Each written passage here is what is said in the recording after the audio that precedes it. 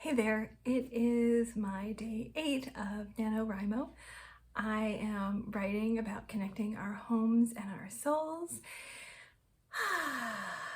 And I've been using FocusMate, focusmate.com, which is a wonderful platform for co-working.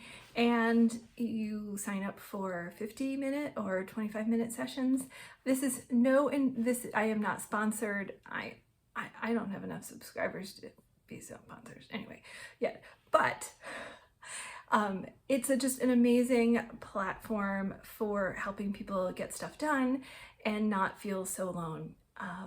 I started using it, I think, in 2017, and then fell off and have come back to it because I love co-working.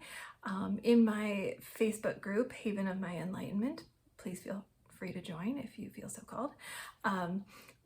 I host co-working sessions called Empowered Hours, which are group sessions, and we get stuff done together. And it's amazing how, whether you're with one person or a group, that collective energy and accountability really helps a lot of people get stuff done.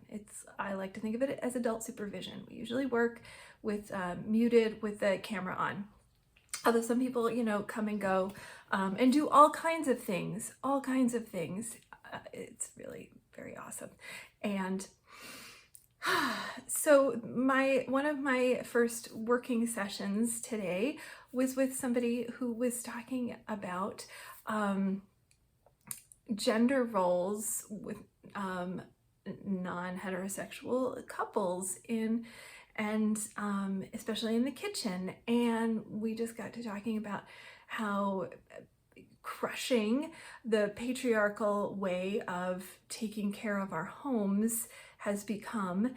And I wrote about that because I have to admit, a big part of my bigger vision for this book is to help us,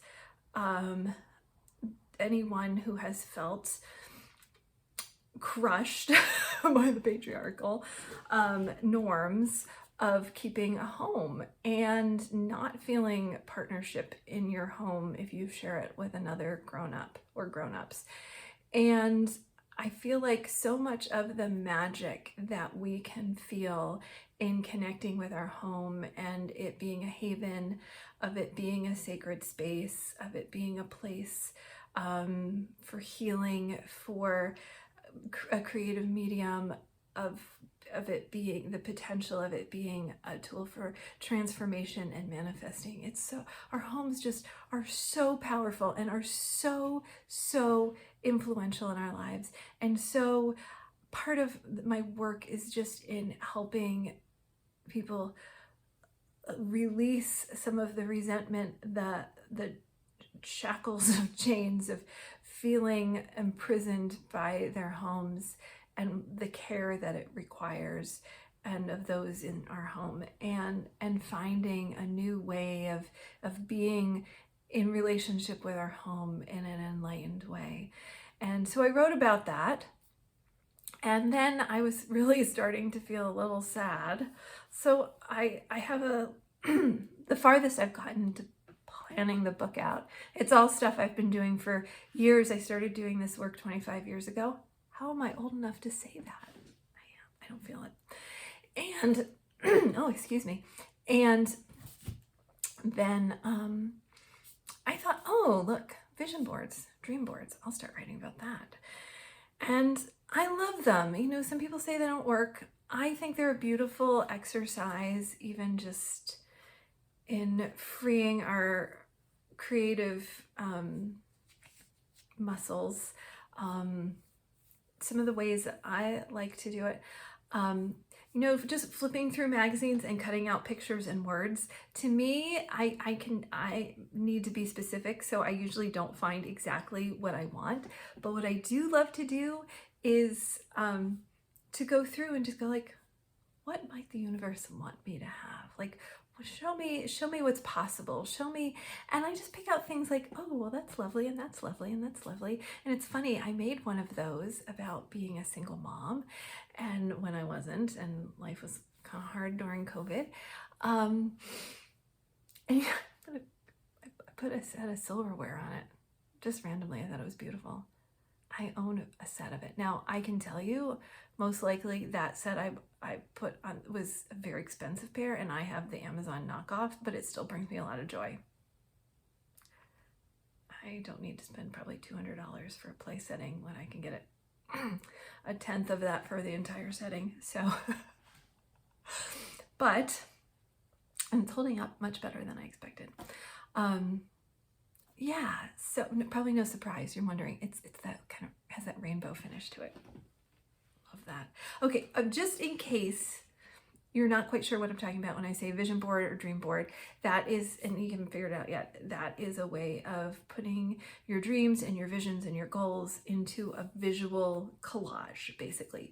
You can do it by cutting out magazines, you can do it by printing out pictures, you can also now do it digitally. You can do it by having a Pinterest board, you can do it by collecting pictures and putting them into a Word doc, just arranging them in a Word document. You can do it on Canva, canva.com. I love that. That's what I do. Now, here's the 2.0. This is the Christy Fizz way. I like to use Canva, and I reduce them down. That's like a simple graphic design-y kind of program. You reduce them down, take a picture of the vision board or dream board, reduce them down to tiny little blocks, and fill up a page. And then I print them out on sticker paper.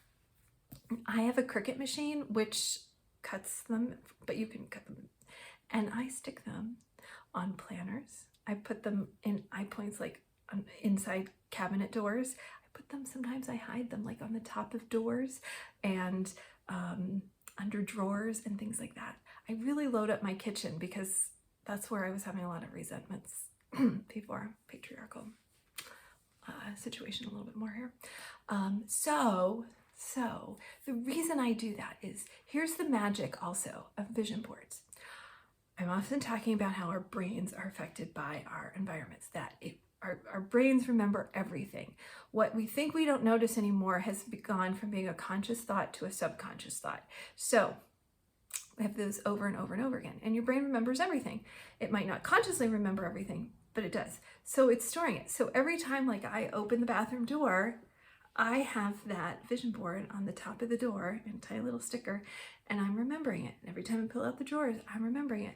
And I'm aligning myself more and more because my brain is remembering it.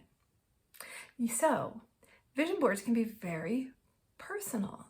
You do not need to see them. You can hide them behind a picture, under your bed, under your chair seat, under your desk. You can put them anywhere that you don't see them. You can put them under the couch, sit on them, let them right up the tuchus there.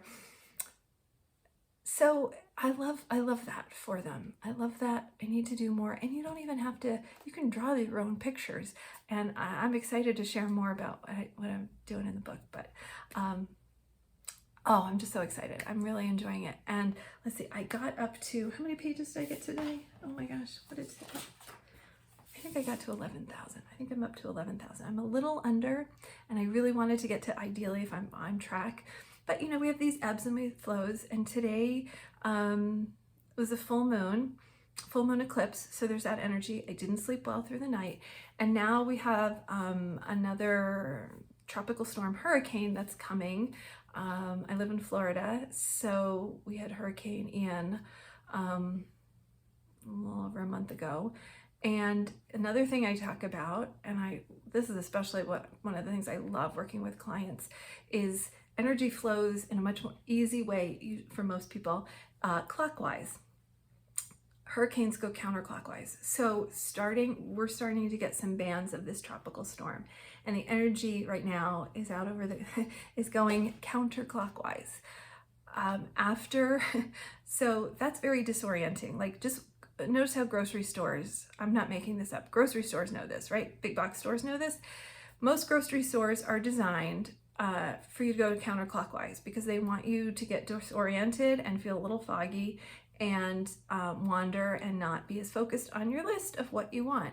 Whereas if you go against the grain and go clockwise, you will find more, you will get in and get out and be a lot more clear-minded and probably just get what you need, or at least make good decisions about what you're getting. So stores, a lot of stores are set up now, especially ones that are have a lower income clientele.